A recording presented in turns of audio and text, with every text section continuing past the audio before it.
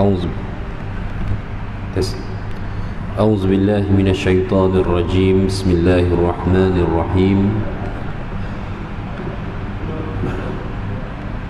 السلام عليكم ورحمة الله وبركاته. الحمد لله رب العالمين وبه نستعين، والصلاة والسلام على النبي الأمين نبينا محمد وعلى آله وصحبه أجمعين. رب اشرح لي صدري ويسر لي أمري واحلل عقدة من لساني يفقه قولي، ولا حول ولا قوة إلا بالله. أما بعد، أيها المسلمون والمسلمات أعزني الله وإياكم. Muslimin muslimat hadirin yang dikasihi lagi dirahmati Allah sekalian, alhamdulillah summa alhamdulillah. Kembali alhamdulillah kita bertemu seperti pertemuan bulanan kita yang biasa pada hari Ahad yang keempat kuliah maghrib ini. Dan alhamdulillah muslimin muslimat sekalian, pertemuan terakhir kita pada bulan lalu kita selesai membicarakan berkenaan dengan kronologi peristiwa-peristiwa besar daripada tanda-tanda kiamat, dan kita juga telah selesai bahagian yang kedua, iaitu tanda-tanda akhir. 5 tanda akhir selepas kewafatan Nabi Allah Isa alaihi salam sehinggalah kepada tibanya hari goncangan Yaumul Zalzalah, iaitu peristiwa kiamat. Dan hari ini insya-Allah kita akan masuk kepada bicara berkenaan dengan tanda-tanda umum. Jarang tuan-tuan dengar tanda-tanda umum ni, kerana biasanya kita sangat familiar dengan istilah alamatus sughra, iaitu tanda-tanda kecil. Saya lebih gemar menggunakan tanda-tanda umum, iaitu setiap kejadian yang telah disebutkan oleh baginda sallallahu alaihi wasallam, bermula dengan kewafatan baginda hinggalah tibanya titik permulaan peristiwa besar. So selama itulah lebih daripada 1000 tahun, sesudah 1400 tahun kita menyaksikan kesemua tanda-tanda umum itu terjadi satu persatu. Jadi perbincangan kita bermula malam ini, pertamanya dia lebih panjang berbanding dengan tajuk sebelum ini kerana perkara-perkaranya lebih banyak, ya. Yang keduanya, sebahagian besar daripada peristiwa yang akan kita bahaskan adalah peristiwa yang telah terjadi, ya, kerana sebahagian besar dari perkara tanda umum ini telah disaksikan oleh umat-umat sama ada pada generasi kita hari ini maupun yang hidup sebelum ini, hadirin sekalian, ya. Baik. Jadi walaupun kita lihat hadirin sekalian, peristiwa besar itu belum kunjung tiba akan permulaannya. Jika tuan-tuan masih ingat, atau tuan-tuan yang singgah solat pada malam ini, untuk makluman kita semua bahawa peristiwa besar tanda kiamat bermula dengan sebuah peristiwa, iaitu Umranu Baitul Maqdis, kemakmuran Baitul Maqdis. Dengan erti maksud Allah mengurniakan kemenangan umat Islam di kota suci Baitul Maqdis dan bumi Syam secara umumnya, sehingga membentuk satu kuasa pentadbiran baharu umat Islam. Dan kemenangan itu Allah berikan ke atas keluarga baginda sallallahu alaihi wasallam. Agak menarik bunyinya kerana jarang kita dengar, tetapi itu faktanya berdasarkan hadis riwayat Al-Imam Hakim daripada Ali bin Abi Talib radhiyallahu anhu. Sebab itu akhir zaman ini sangat masyhur dengan watak yang kita sebut Al-Mahdi, iaitu seorang pemimpin umat akhir zaman yang datang daripada keturunan baginda sallallahu alaihi wasallam. Cuma mungkin istilah Al-Mahdi ini sedikit sebanyak dicemari dengan pelbagai dakwaan golongan yang tidak bertanggungjawab. Tetapi faktanya watak ini sememangnya wujud dalam sejumlah hadis. Bahkan hadis-hadis berkenaan Al-Mahdi ini dikategorikan sebagai mutawatir maknawi, iaitu suatu urusan, suatu perkara yang mustahil direka oleh umat ini. Maknanya sejumlah hadis yang banyak datang membicarakan tentang satu watak keturunan baginda yang akan memimpin umat Islam di akhir zaman, di mana ia bermula di bumi Syam, di mana kerajaannya berpusat di Baitul Maqdis. Bagaimana kerajaannya bermula dengan sebuah kebangkitan dan kemenangan memerangi golongan zalim di bumi Syam. Dan sebut tentang golongan zalim di bumi Syam ini, hadirin sekalian, pastinya yang utamanya Yahudi. Suku mana pun, bagaimanapun kekuasaan mereka pada hari ini, mereka akan menerima kekalahan juga. Walaupun pengakhiran kaum Yahudi hanyalah ketika apabila Nabi Allah Isa alaihi salam sudah diturunkan. Itu pengakhiran dia. Cuma dia akan kalah dahulu. First dia akan kalah. Dia akan bangkit semula nanti apabila munculnya Dajjal.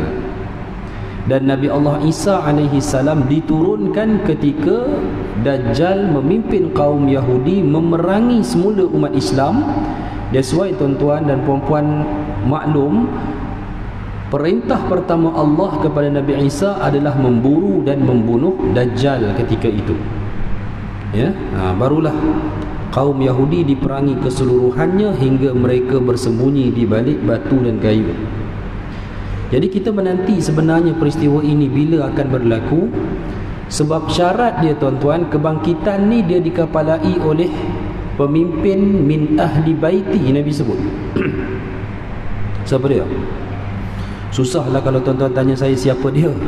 Mak Nabi tak sebut dalam hadis.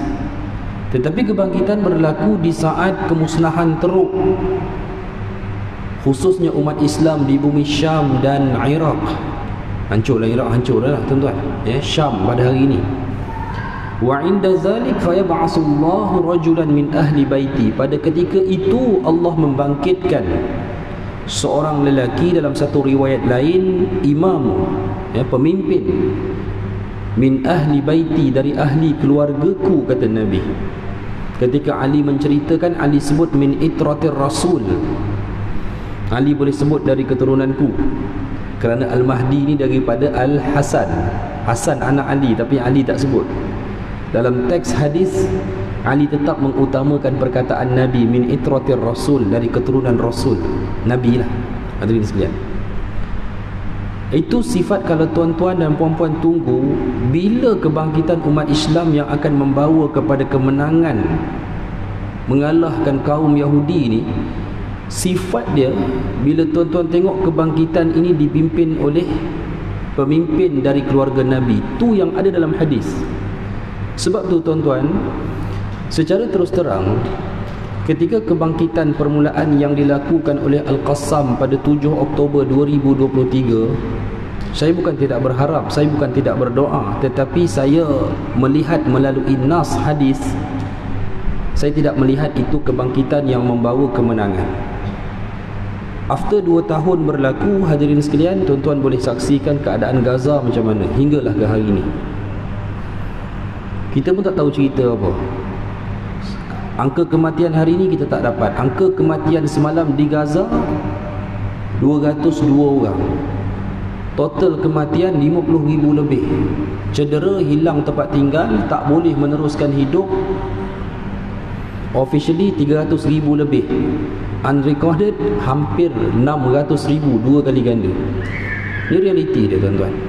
Okey. Dan kini kita dikejutkan pula dengan peperangan baharu Iran. Saya bukan kata tuan-tuan jangan letak harapan, tak. Kita sentiasa berharap. Yahudi ni kalah. Tetapi kena juga kita meneliti melalui nas. Ini penting. Takut kita kecewa dua kali. Dulu masa perang Gaza ni bermula, tuan-tuan, kalau tuan-tuan tengok 3 bulan pertama, kita sentiasa update yang Yahudi ni nak lingkup dah pada masa tu. Tapi keadaan tak berlaku begitu. Akhirnya kena sabarlah. Kadang ada perkara yang kita kena sabar dan kita kena akui kemenangan yang Allah janjikan mungkin belum tiba masa ni. Hari ni tuan-tuan, Iran saya nak kata macam mana dengan tuan-tuan, tapi Israel baru mengumumkan rakyatnya boleh keluar daripada binaan-binaan tempat-tempat perlindungan mereka. Nampak confident lah statement tu. Kenapa? Tuan-tuan, apa yang membingungkan kita bagi umat Islam bila perang ni berlaku antara dua entiti ni, tuan-tuan? Ya, okey. Isu yang utamanya adalah Yahudi. Iran ni dia satu benda. Ada setengah orang dia jemu nak dengar benda ni. Bila kita sebut Syiah, ada orang tolong jangan sebut tentang Sunni Syiah. Ini bukan masanya. Bukan nak sebut, bukan nak main sentimen itu, tidak. Tetapi sedikit yang membingungkan kita apabila dua entiti ini bertemu. Yahudi dan Iran ni macam mana pun, apa pun kerajaan dia tetap Syiah. Dia memangnya sudah menjadi satu wilayah rasmi bagi aliran Syiah sejak 1501 apabila Shah Ismail I menubuhkan kerajaan Safavid pada masa itu. 1501 hingga ke hari ini bertukar sudah 5 empire dinasti kerajaan. Iran, Parsi kekal sebagai wilayah Syiah. Apa yang membingungkan kita ni, tuan-tuan? Syiah ni berasal dari Yahudi. Ini perkara utama yang kita kena faham. Penganalisis geopolitik mereka boleh mengulas tentang isu geopolitik, tetapi masalah teologi dalam Islam, aliran ini kena serah kepada mereka yang tahu. Sebab itu saya, hadirin sekalian, kita antara orang agama dan orang geopolitik, janganlah ada sikap mengecam antara satu sama lain. Masing-masing ada kemampuan, masing-masing ada sudut pandang yang berbeza dalam isu ini. Saya menilai daripada dua sudut, hadirin sekalian. Tuan-tuan tahu, maklum bahawa ya, bila sebut Syiah, mereka golongan yang ekstrim, taksub kepada Ali. Asal mereka adalah kelompok yang cenderung kepada Ali adalah khalifah. Itu asal. So wujud asalnya bukan pada perbezaan agama, tetapi wujud asal pada kecenderungan politik. Pemerintah khalifah mesti keluarga Nabi. Dan orang yang paling layak Ali. Tak apalah, dia politik. Tetapi isu dia semasa kemelut fitnah pembunuhan Uthman, muncul seorang Yahudi daripada Yaman, Arab, bangsawan Arab Yaman. Ingat nama ni, Abdullah bin Saba Al-Himyari. Al-Himyari belakang tak ingat pun tak apa. Tapi Al-Himyari ni dikatakan suku Ratu Balqis, Al-Himyar, Raja Tuba' dalam Al-Quran yang Allah sebut pun suku Himyar, bangsawan besar. Di mana? Di Yaman. Siapa orang ini? Abdullah bin Saba. Kalau tak boleh ingat Sabak, ingat Sabak bernam, insya-Allah. Tapi tak ada kaitan dengan Sabak bernam, tapi nak ingat word Sabak tu. Tuan-tuan, Abdullah bin Sabak, Arab, Yaman, Yahudi. Dia ada followers dia. Dia panggil golongan Sabaiyah. Followers dia pernah kena dibunuh, dihukum oleh Ali bin Abi Talib. Tetapi dia tak putus asa. Ali bunuh followers dia, dia rekrut followers Ali sehingga mencetuskan satu aliran baru dalam Islam yang dipanggil Syiah, tuan-tuan. Ini asal cerita dia, kisah dia. Ya. Baik. Kita pergi kepada step yang seterusnya. Merentas dekad dan kurun, ya, golongan Syiah ni semakin ramai. Asalnya mungkin tak banyak beza. Guru Al-Imamul Bukhari juga ada yang beraliran Syiah. Tapi Syiah yang macam mana? Ya. Syiah yang berbeza daripada segi sudut pandang politik, siapa lebih aula menjadi pemimpin, itu saja. Dia tak sampai kepada membawa fahaman akidah yang berbeza. Contohnya bila wujud kelompok Rafidah. Apa makna Rafidah? Mengkafirkan sahabat. Itu isu besar. Sejumlah sahabat dikafirkan oleh mereka. Ya, hadirin sekalian, doa laknat ke atas Abu Bakar dan Umar itu menjadi bahagian daripada doa dalam solat mereka. Yang ni tak banyak orang tahu, sebab daripada saya pergi Iran tak ada pun. Dia ada benda yang tuan-tuan kalau pernah dengar asas konsep taqiyah, berpura-pura di hadapan ahlu sunnah, itu antara satu benda yang memang ada dalam ajaran mereka. Kadang ada orang yang memang boleh sangka baik, tanya dia sendiri, Tuan Haji okey ke dapat menantu Syiah? Tak boleh jawab. Tuan-tuan, bila sampai kat tahap tu kita fikir balik, fikir balik ni benda begini. Merentas kurun, merentas zaman, mereka semakin ramai. Akhirnya pada 909 Hijrah, 909 Masihi, mereka Syiah ini berjaya membentuk sebuah empire yang dipanggil sebagai Fatimiyah. Hampir mendominasi kerajaan Islam di Timur Tengah termasuk di utara Afrika. Pusat kerajaannya adalah Qahirah. Qahirah tu pun nama Al-Qahirah, Fatimiyah yang bagi. Universiti Al-Azhar, kerajaan Fatimiyah Syiah yang tubuhkan, tempat saya belajar tu tuan-tuan. Syiah tubuhkan. Ya.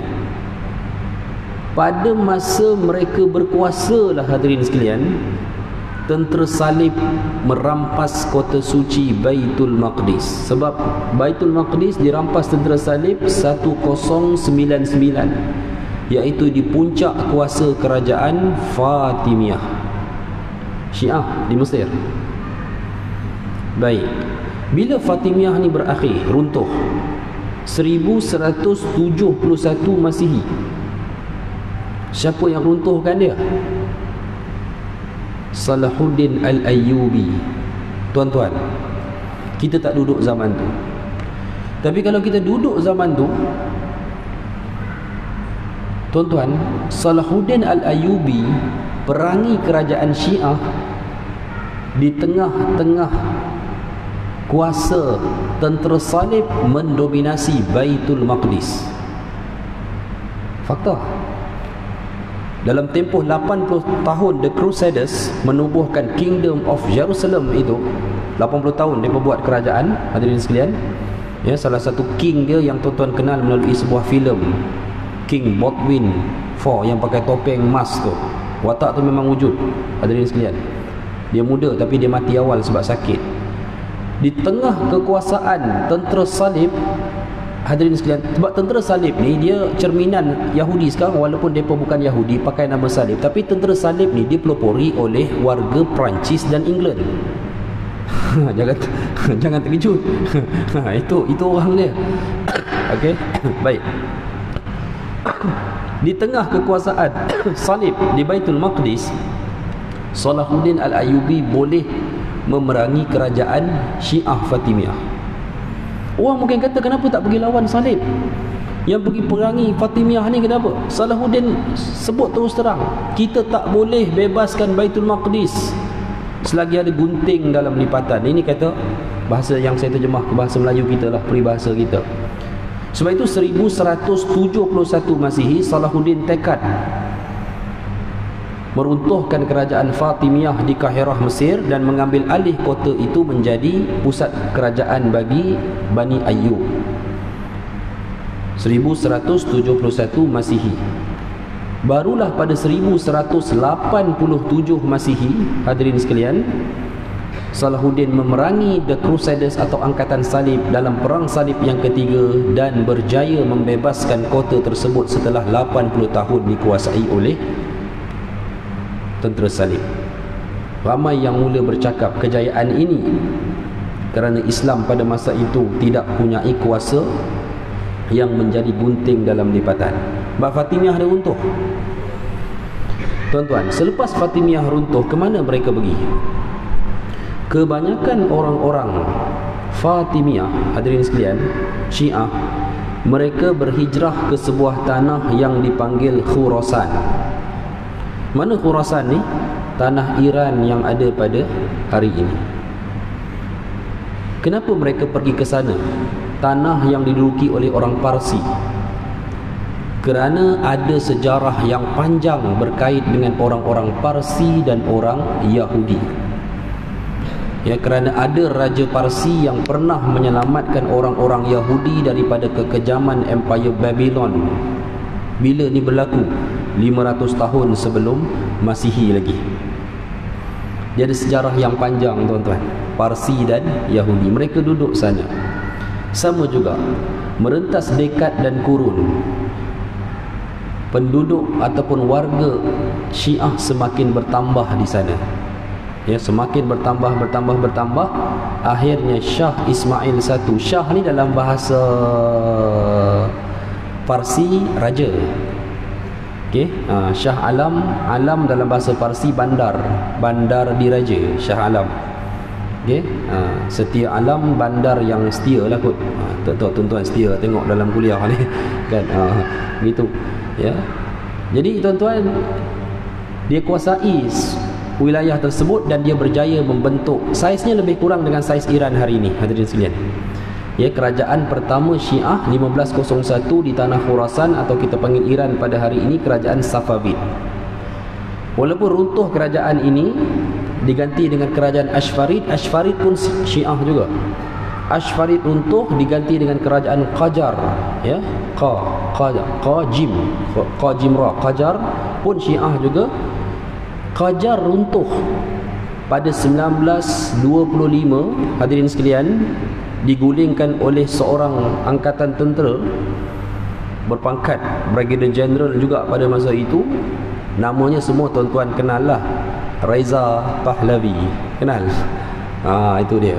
Okey, yang akhirnya menabalkan dirinya sebagai Shah Reza Pahlavi. Bermulalah dinasti kerajaan Pahlavi, hadirin sekalian. Nama Shah Reza Pahlavi ni cukup besar. Sampai orang Melayu pun banyak namakan anak Shah Reza waktu tu. Itu kan, mari mana nama Shah Reza dalam kalangan orang Melayu ni, tuan-tuan. Ambil nama tu lah. Okey. Kerajaan tu Syiah juga, tetapi dia kerajaan yang pro barat, sekular, liberal, ya. Kerajaan Pahlavi ni hanya ada 2 raja saja. Dia pengasas dan anak dia, Muhammad Reza Pahlavi, nama lebih kurang sama je. 2 je yang digulingkan pada 1979 semasa revolusi Iran itu. Baik. Kerajaan lama ni, kerajaan dinasti Pahlavi ni, hadirin sekalian, dia pro barat. Sebab tu tuan-tuan tengok ketika mana Israel ditubuhkan 1948, negara Islam pertama yang mengiktiraf Israel adalah Turki. 1949, setahun selepas Israel ditubuhkan. Pengiktirafan Turki kepada Israel adalah secara de jure dipanggil dalam bahasa politiknya, iaitu pengiktirafan rasmi. Ada konsulat, ada ambasador, semua ada. Ada kedutaan semua, hadirin sekalian. Setahun berikutnya 1950, kerajaan Iran Pahlavi ini, ya, Shah Reza Pahlavi mengiktiraf Israel secara de facto. De facto maksudnya dia tak iktiraf secara official, tetapi dia menghubungkan hubungan diplomatik 2 buah negara, ya, dengan segenap sudut lah, hubungan politik, ekonomi, semua hadirin sekalian. Sebab itu dia memang close 2 ni. Dan Tehran dan Esfahan, hadirin sekalian, adalah 2 bandar yang menempatkan antara paling ramai orang Yahudi di luar Israel. Walaupun sehingga kini jumlahnya semakin berkurangan kerana migrasi besar-besaran ke Israel lah, terutamanya selepas runtuhnya kerajaan Pahlavi. Kerajaan ini runtuh pada 1979. Ia digulingkan oleh legasi gerakan Islam Syiah di Iran yang dikepalai oleh Khamenei, itulah Ayatollah Khamenei itulah. Sampai sekarang Ayatollah ni ada 3 orang, termasuklah yang sekarang Ayatollah Ali Khamenei itu. Okey, baik. Kerajaan baru ni dia bukan liberal, tetapi dia Syiah, betul-betul Syiah. Syiah yang kuat lah, dengan agama Syiah ni, dengan aliran Syiah. dan dia anti barat. Ini isu dia, tuan-tuan. Okey. So kita kena dapat, sebab itu tuan-tuan, kerajaan revolusi ni dia tubuhkan brigade dia, ataupun kita kata dia punya proksi dia hampir di segenap sudut di Timur Tengah. Hizbullah di Lebanon muncul ketika konflik civilian war tahun 1985 di Lebanon antara PLO, Palestinian Liberation Organization, dengan komuniti Kristian di Lebanon. Berlaku civilian war yang berakhir dengan Israel attack Lebanon. Pada masa itu munculnya brigade bersenjata Hizbullah. Hizbullah ni parti politik, tapi dia ada brigade dia. Houthi di Yaman juga berasal daripada Houthi, nama pengasas parti politik itu, Syiah di Yaman. Akhirnya menjadi kumpulan gerakan bersenjata yang tuan-tuan duduk tengok macam kerajaan Yaman duduk isytihar attack kapal-kapal dekat Teluk Aden tu kan, tapi dia bukan kerajaan tu. Dia satu puak pemisah yang menguasai sebahagian wilayah Yaman, proksi Iran. Hadirin sekalian, dulu mereka ada Bashar Assad.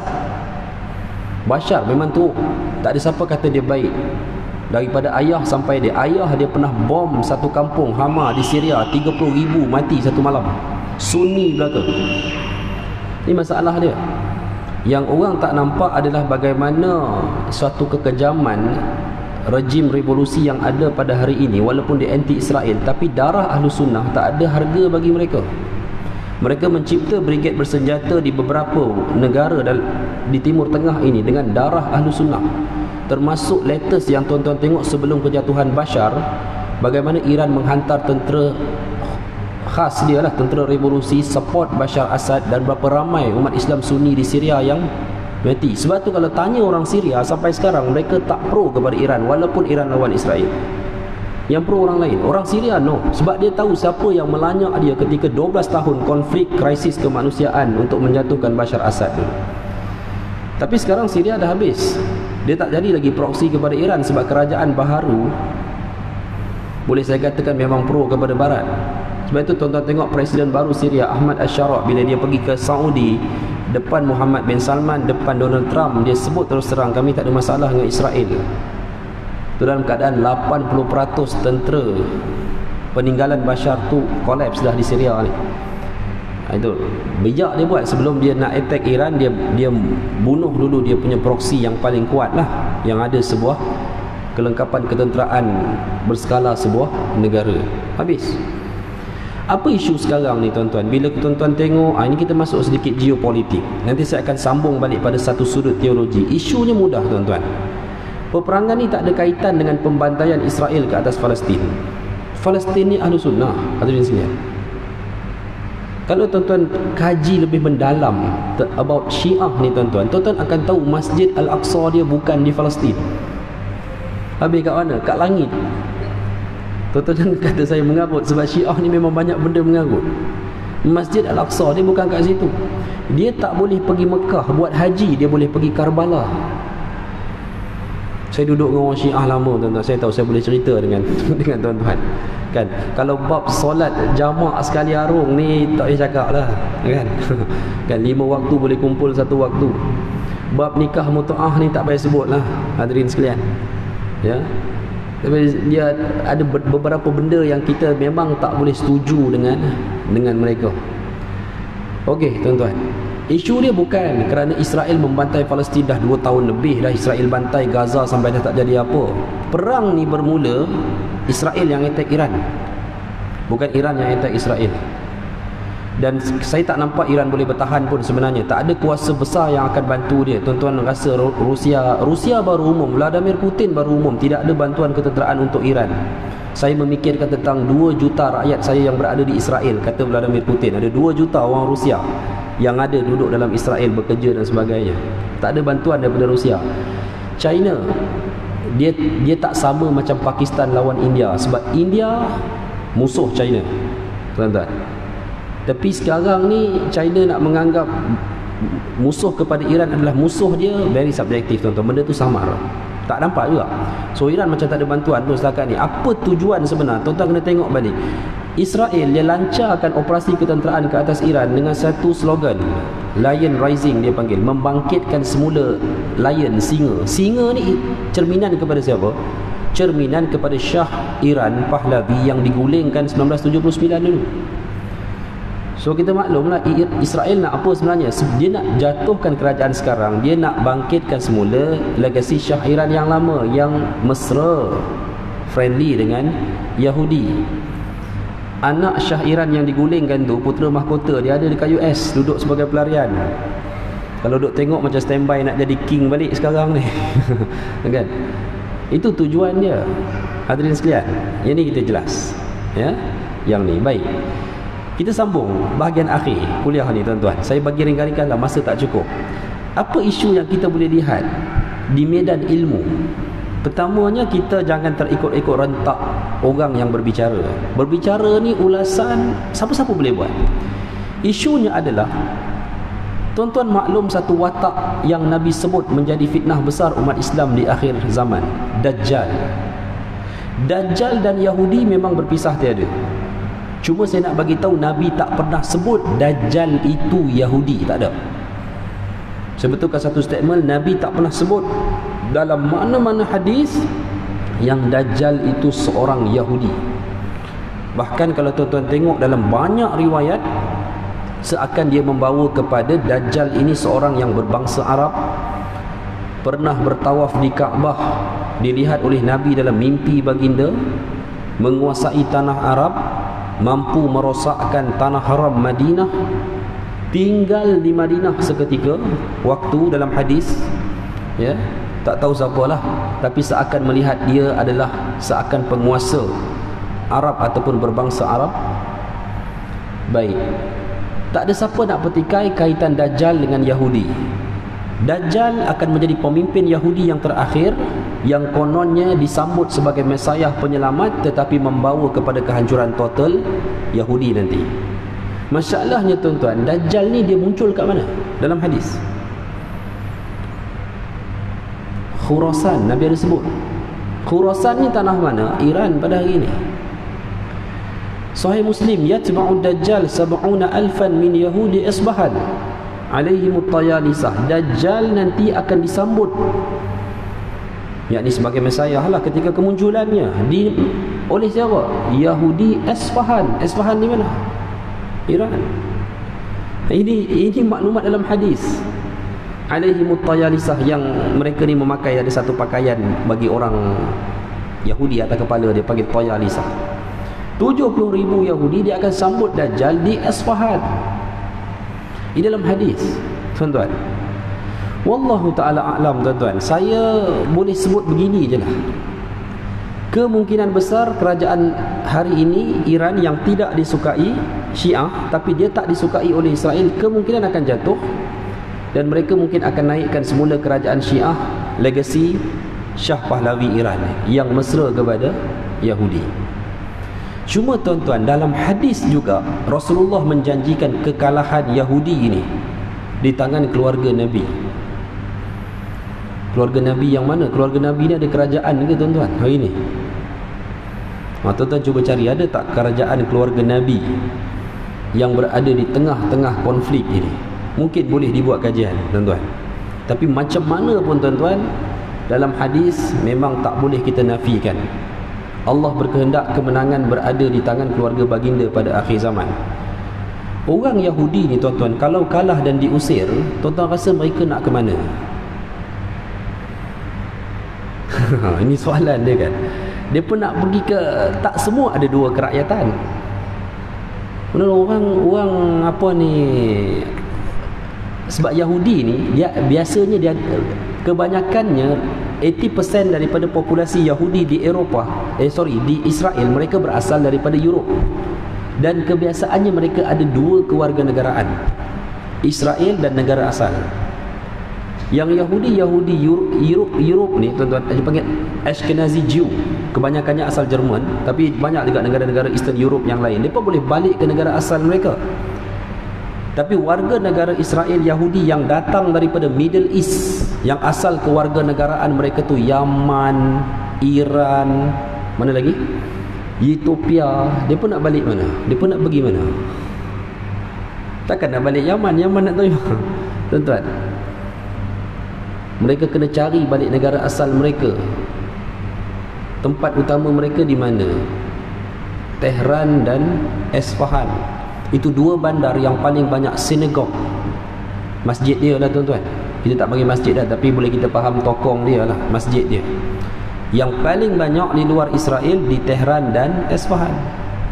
Macam mana nak lari kalau kerajaan itu tak pro kepada mereka, melainkan mereka kena naikkan kerajaan baharu yang pro kepada mereka, dan berhimpunlah semula Yahudi membanjiri dua kota tersebut. Ada logik bila Nabi sebut Dajjal akan disambut 70,000 Yahudi Esfahan. Kerana hari ni kalau kita tengok Yahudi, jumlah Yahudi di Esfahan 3-4 ribu orang aja, tak ramai pun. Tapi ada kemungkinan boleh membanjiri semula, ada. Bila? Ketika mereka kalah, diusir keluar daripada tanah yang mereka rampas Palestin, dan nak lari ke mana? Kalau hari ni mereka nak lari ke Iran, mungkin tidak, sebab kerajaan Iran tak pro mereka. Tapi kalau mereka berjaya menukar kerajaan semasa kepada kerajaan yang pro kepada mereka, ada tempat untuk mereka pergi di Timur Tengah, khususnya bagi Yahudi-Yahudi yang bukan berasal daripada Europe. Sebab tu kalau tuan-tuan pernah pergi Al-Aqsa, tuan-tuan tengok polis-polis dia, polis-polis dia banyak wajah Middle East. Kalau pegawai-pegawai tinggi banyak muka Europe. Dia pun ada kasta dia juga, kan?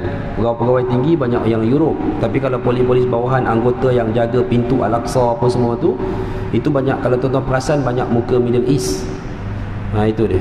Memang ada kasta antara Yahudi ni sendiri, antara Yahudi yang datang daripada Europe dan Yahudi yang datang daripada Middle East. Dalam aliran pun ada kasta, Yahudi yang pro-Zionis dan Yahudi yang anti-Zionis. Ada kan tuan-tuan maklum kan, Yahudi ni ada yang anti-Zionis, yang fight for free Palestine bersama-sama orang Palestin, memang ada. Itu aliran, tapi minoriti lah, sangat minoriti. Bila pengusiran berlaku, kelompok Yahudi Middle East dan yang anti-Zionis tidak mungkin akan diterima di barat, di Europe.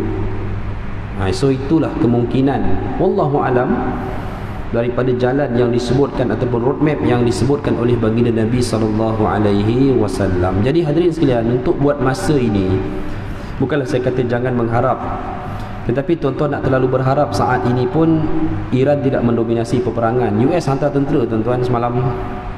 Dia pakai B2 Spirit tu kan, yang tak boleh radar, tak boleh detect tu, pesawat sama dia guna bom Iraq dulu.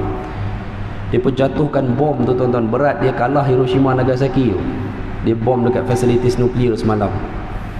Kau tahulah susahlah dia nak lawan, dia nak fight balik, sebab mereka ada misal yang hebat, tetapi daripada segi fakta ketenteraannya, misal ni terhad macam mana pun. Dan bila bermulanya pertarungan udara, confirm Iran akan kalah, sebab mereka tak ada kekuatan udara yang terkini. Jet fighter banyak, 300 biji, tapi nak cari yang setara dengan yang kita ada pun tak ada. Sebab pertama, mereka kena sekatan ekonomi. Yang kedua, PBB luluskan resolusi mengharamkan penjualan senjata kepada Iran. That's why dia susah nak bangunkan senjata-senjata berkapasiti tinggi, teknologi, contohnya macam jet fighter lah. Dan tuan-tuan, walaupun orang duk kata Rusia, China sokong dia, antara yang sokong resolusi dalam PBB, Rusia dan China juga. Kalau tuan-tuan baca kan, benda politik ni biasalah begitu kan, geopolitik macam ni lah dia punya sifat dia. Jadi sedikit sebanyak bolehlah kita cuba nampak gambaran menyeluruh tentang isu ini. InsyaAllah Allah akan sentiasa bersama umat Islam yang benar, dan kemenangan umat Islam ini menjadi hak Allah untuk Allah turunkan ke atas tangan siapa yang Allah kehendaki. Sebab tuan-tuan, nak memimpin, nak menyatukan, nak memakmurkan dunia Arab ini, dia bukan satu perkara yang mudah. Saya duduk 7 tahun negara Arab ni, tahulah keadaan dia tuan-tuan kan? Dia memang bukan satu yang mudah. So ada pemimpin yang boleh memakmurkan Arab without kekayaan, memang hebat lah. Kalau dia boleh memakmurkan dengan kekayaan, tu cerita lain.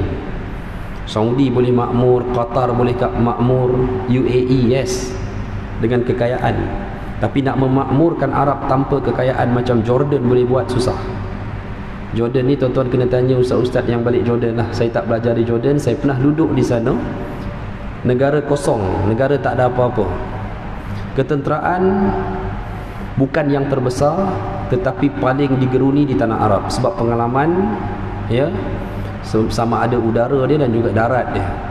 Tapi ada hubungan yang baik, tuan-tuan maklum, hubungan baik dengan Amerika, khususnya ketenteraan. Ada orang marah kan, semua jadi apa orang kata, bahasa jahat dia balaci lah. Tapi mudahnya cerita macam ni lah tuan-tuan. Kalau tak beli dengan mereka, nak beli dengan siapa? Itu soalan. Kadang-kadang banyak benda yang kadang-kadang kita ni main hentam aja tuan-tuan kan. Kita marah negara Arab ni, ketenteraan pun barat support dia. Kalau tak beli dengan mereka, nak beli dengan siapa? Itu je soalan. Negara mana, negara Islam mana yang menjadi pengeluar adalah Turki. Limited, baru bermula. Hadirin sekalian, mana nak dapat bekalan? Kita pun sama juga tak beli. Kita jet fighter kita Rusia, Amerika, dua tu lah. Nak beli daripada mana? Baru-baru ni lah deal dengan Korea apa semua, baru. Jadi kadang-kadang banyak benda yang nak buat tindakan secara drastik, nak bantu, itu bukan satu perkara yang mudah. Beberapa negara Arab tuan-tuan yang ada kecenderungan untuk memerangi Israel, dia boleh buat. Tapi kalau dia fight dengan Israel seorang, tak apa. 3 peperangan Israel Arab 1948, 1967, 1973, Israel tak pernah bersendirian melainkan dapat backup penuh daripada barat. So negara Arab nak mampu lawan. Elok-elok Palestin satu yang hancur jadi 2. Sekarang nak bagi 2 yang hancur, Palestin, Iran. Dan negara Arab ni pun tuan-tuan tahulah, kesatuan dia payah dibentuk. Satu. Kedua, kalau dia bentuk kesatuan pun 1948 dulu, 1967, hampir semua negara Arab yang mempunyai kekuatan ketenteraan bergabung, kalah juga. Kenapa kalah? Itu panjang cerita lah tuan-tuan hadirin sekalian. Sebab itu kadang-kadang kita tengok seakan mereka tidak bertindak, tapi banyaklah perkara-perkara yang di sebalik itu yang kita perlu faham, perlu kita jelas, dan insya-Allah kita yakin dengan janji Allah. Cukuplah di situ. Kita tak banyak sumbangan yang kita boleh buat hadirin sekalian, melainkan kita harapan doa kepada Allah Ta'ala. Begitulah, ya. Kurang-kurang kita faham dengan konflik ini, kita lihat secara menyeluruh, kita tidak terlalu tergesa-gesa untuk menyalahkan suatu pihak atau untuk bersama dengan satu pihak.